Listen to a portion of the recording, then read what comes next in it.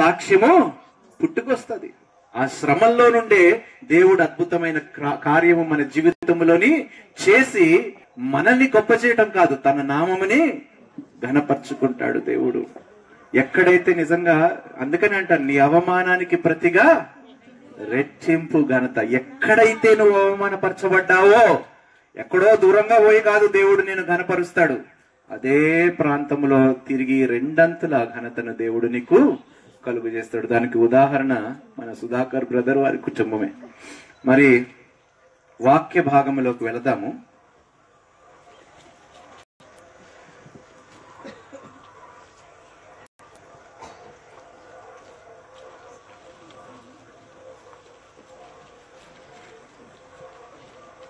Haggai మొదటి అధ్యాయము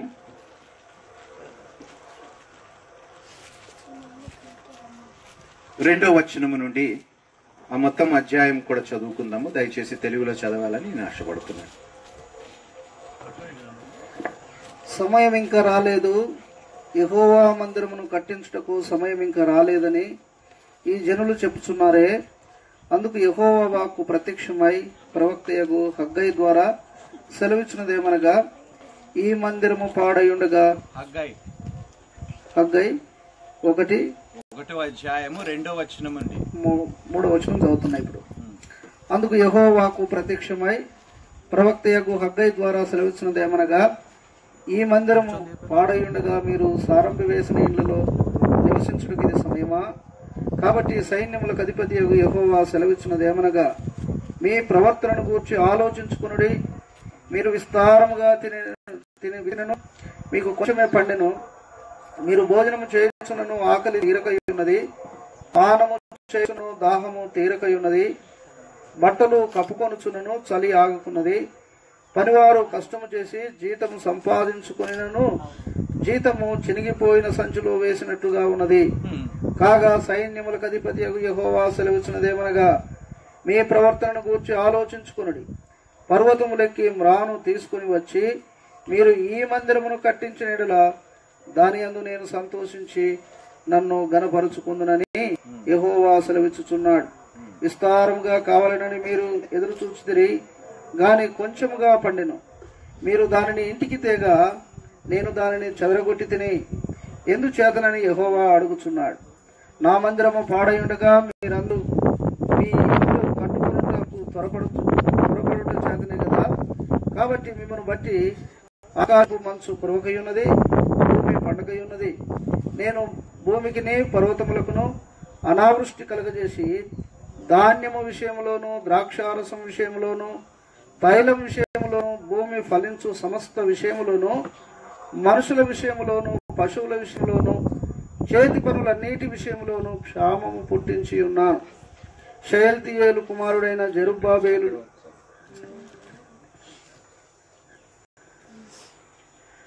ఇందులో మనం గమనించిన ఎడల దేవుడే ఒక మాట అంటున్నాడు, నా మందిరము కట్టబడితే నా నామము అందులో ఘనపరచబడును. అంటే మందిర నిర్మాణము, మందిరం యొక్క కట్టడము ఎంత అవసరమో దేవుని తన వాక్యము ద్వారా మనకి తెలియపరుస్తున్నాడు. ఇక్కడ చాలా చక్కటి మాట అంటాడండి. మూడవ వచనములోనే ఒక్కసారి చూద్దాం. అందుకు యెహోవా ప్రత్యక్షమై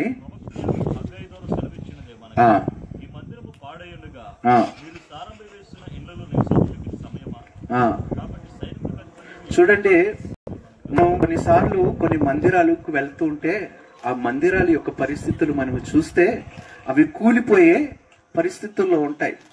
కానీ మన ఇల్లులు ఎలా ఉంటాయండి? చిన్న ఇల్లు అయినా మనం ఏం చేస్తాము చెప్పండి. కానీ దేవుడు ఏమంటున్నాడంటే, మీకెక్కడైనాను, ఏ మందిరమైనను అటువంటి పరిస్థితిలో కనిపించిన ఎడల ముందు మీరు ఏమి చేయాలంటున్నారు?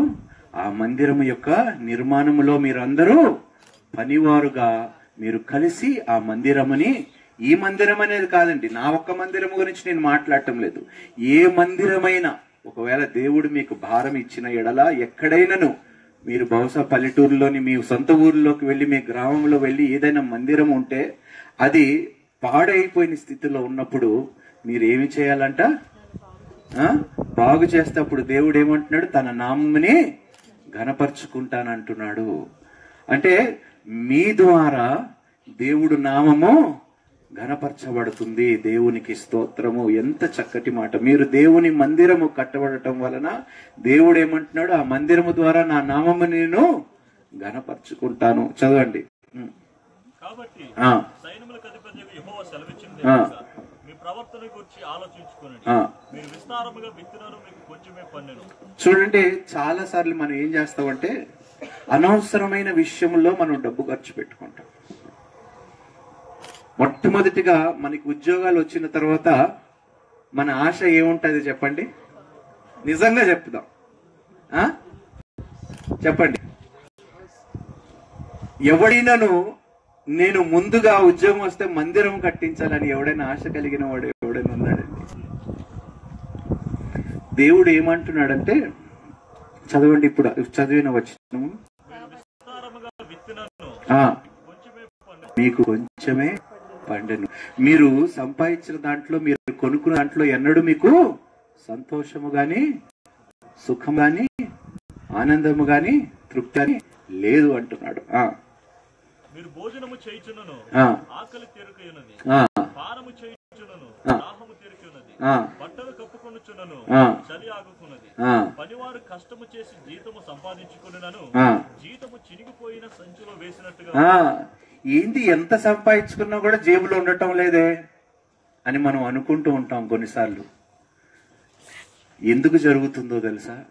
దేవుని మందిరములు శిథిలమైన పరిస్థితుల్లో ఉంటే మీరు మీ ఇల్లుని బాగు చేసుకోవాలి, నేను సంపాదించిందంతా నా ఇంటి కొరకు నేను ఖర్చు పెట్టాలని ఎప్పుడైతే ఆశపడుతున్నామో మన జేబులో ఏముంటాయంట?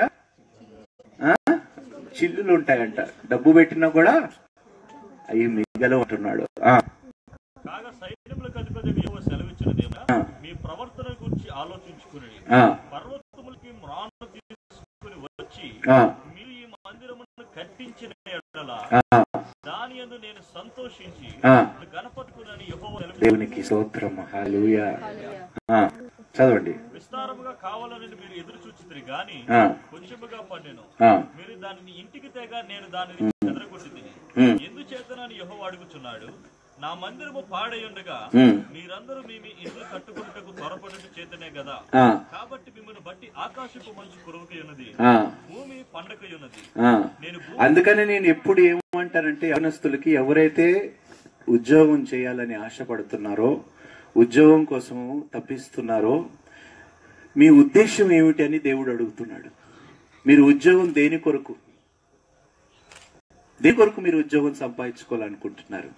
కేవలం 3 పూట్ల మీ కడుపు నింపుకోవటానిక, లేకపోతే మీ ఇల్లులు ఒక్కటే కట్టబడటానిక? మీ ఉద్దేశం ఏమిటి అని దేవుడు మనల్ని, నువ్వు ఎప్పుడైతే వాగ్దానము చేస్తావో, తండ్రి నేను మొట్టమొదటిగా నీ రాజ్యముని కట్టడానికి నేను ఈ ఉద్యోగం సంపాదించుకుంటున్నానని ఎప్పుడైతే మాట దేవునికి ఇస్తావో, నీవు ఊహించిన దానికన్నా అత్యధికముగా మేలు దేవుడు చేస్తాడు.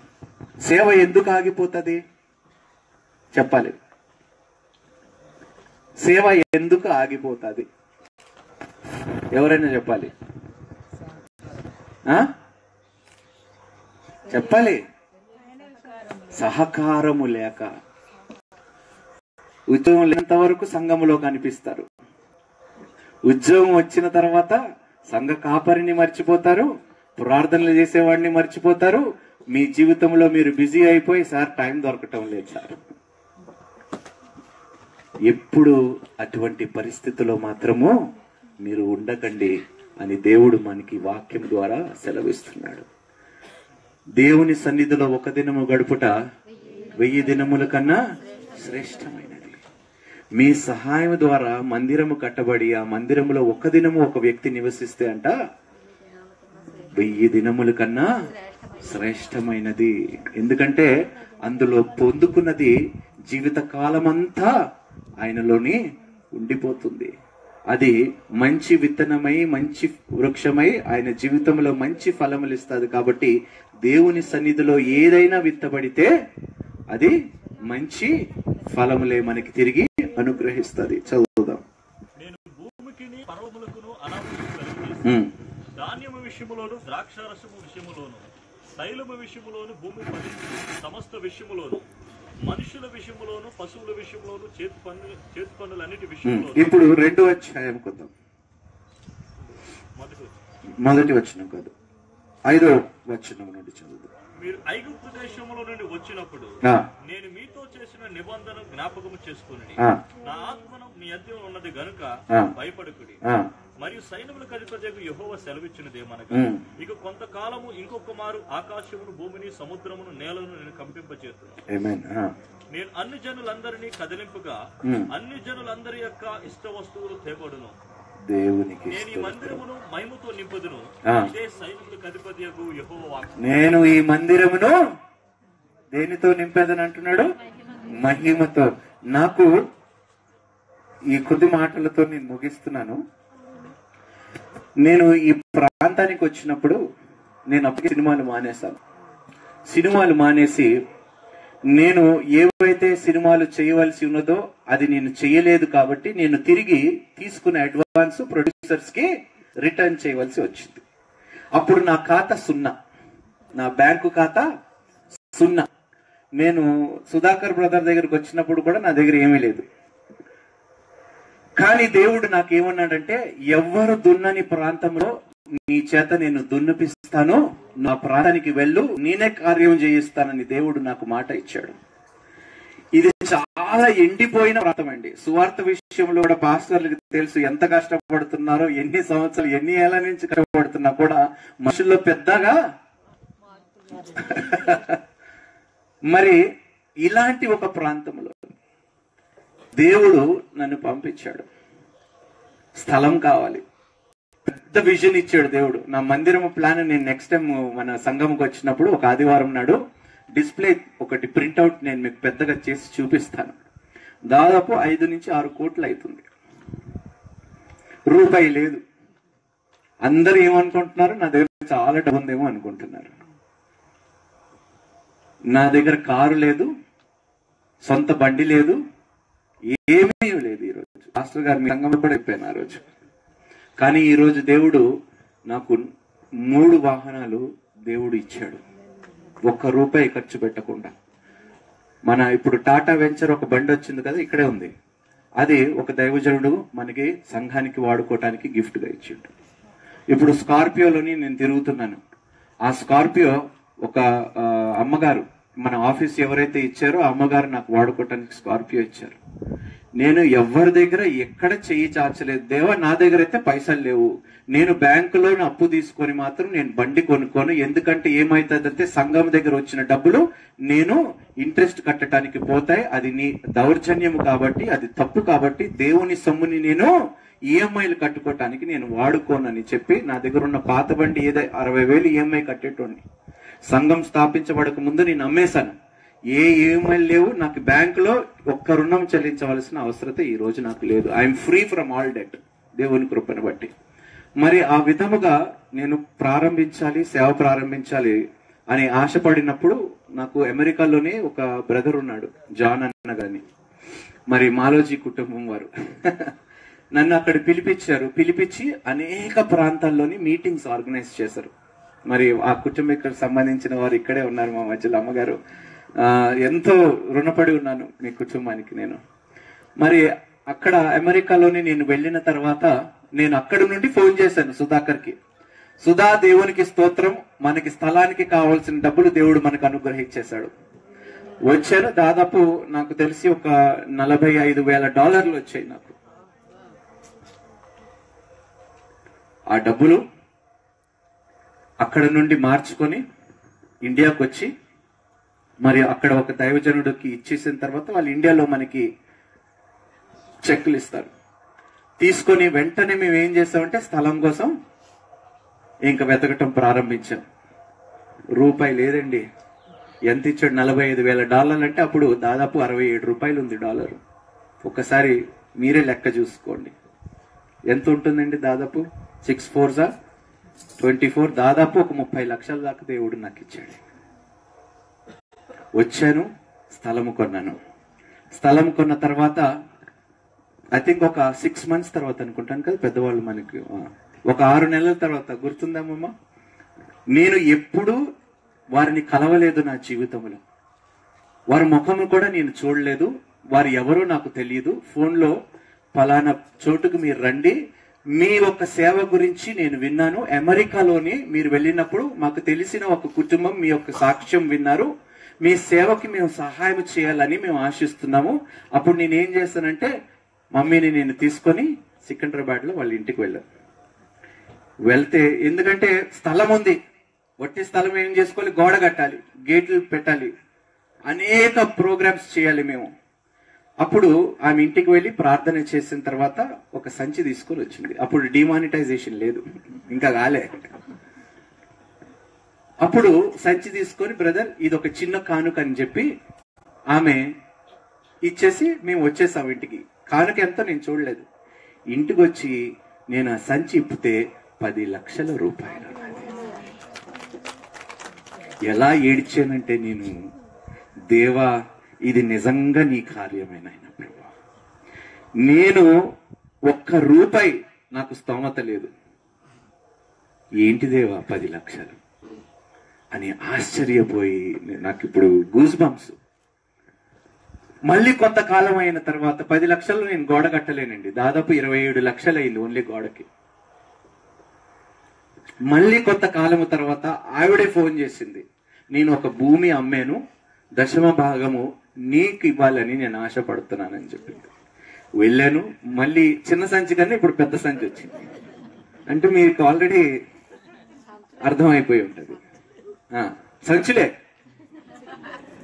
దేవుడు అలాగే ఇస్తాడు. ఇందాక మనం చదివాము కదా, ఆకాశమని ఏంటి చెప్పండి.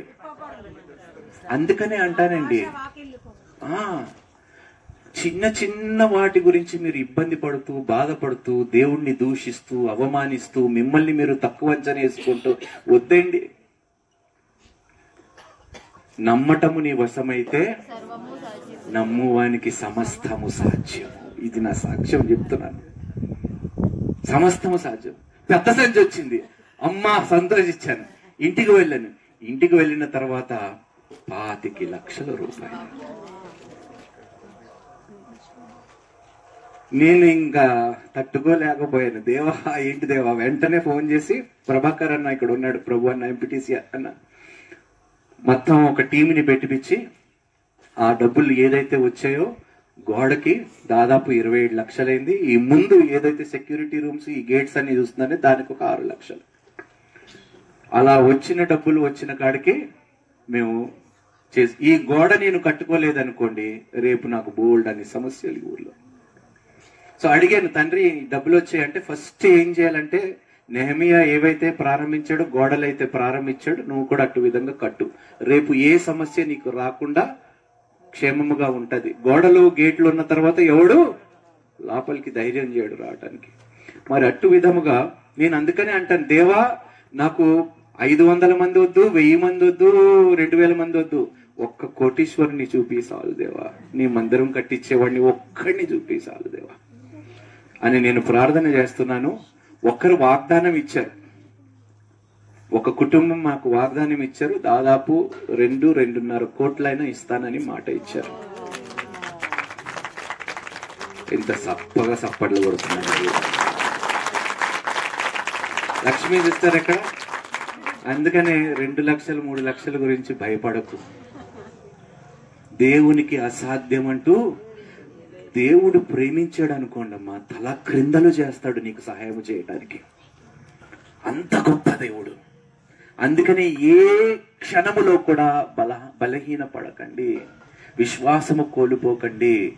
మన దేవుడు గొప్ప దేవుడు, నిజమైన దేవుడు, జీవము కలిగిన దేవుడు, ఆయనకి అసాధ్యం అంటూ ఏదీ లేదు. నమ్మటము నీ వశమైతే నమ్మువానికి సమస్తము సాధ్యం. మరి అదే సహాయముతోనే మరి మా మధ్యలో మా పాస్టర్ గారికి కూడా ఒక సంఘం ఇక్కడ కట్టడానికి మేము సహకరించాము. ఆయన నేను ఒకటే అన్నాను, దేవా నేను మందిరం కట్టాలనుకున్నాను కానీ ఊర్లో పాస్టర్ గారు మందిరం ముందు కట్టించేసినారు. చాలా అద్భుతమైన సేవ చేస్తుండ్రు. శైలేష్ పాస్టర్ గారు అయితే నడుచుకొని పోతారండి ఇప్పుడు కూడా సేవకి. అనేక ప్రాంతాలు చాలా శ్రమ పడుతూ చాలా భారముతోని పాస్టర్ గారు ఇక్కడ ఈ ప్రాంతంలో సేవ చేస్తున్నారు. మరి వారందరినీ మనం జ్ఞాపకం చేసుకోవాలి ప్రార్థనలో. ఈ ఊరు బాగుపడాలంటే ఒక గొప్ప సేవ జరగాలి, ఒక మంచి మందిరము నిర్మించబడాలి. అనేక ఆత్మలు, దాదాపు ఎన్ని గ్రామాలు ఉన్నాయి సుధా మనకి ఇక్కడ? ఈ మండలానికి ఒక్కటికే 21 గ్రామాలు ఉన్నాయండి. మండల్ హెడ్ క్వార్టర్ ఇది. మరి ప్రార్థించండి, ఆ కోటీశ్వరుని త్వరగా దేవుడు మన దగ్గరికి తీసుకొచ్చి మందిరం. నేను అన్నాను, నాకు ₹1 వద్దండి, ప్లాన్ నేను మీకు ఇచ్చేస్తాను, మీరే మాకు కట్టించి ఇవ్వండి. ఎందుకంటే డబ్బు మన చేతికి వచ్చిన తర్వాత మనసు మారిపోతుంది. అందుకని నేను సహజంగా ఏం చేస్తానంటే, మీరు ఏదైనా నాకు కొనివ్వాలనుకోండి, మీరు మెటీరియల్ కొనివ్వండి, నాకు డబ్బు వద్దు. స్టీలు, సిమెంటు, కంకర, ఇసుక, ఏవైతే కావాలో మాకు అవన్నీ మాకు కొనేసి ఇవ్వండి, డబ్బులు మాకు అవసరం లేదు.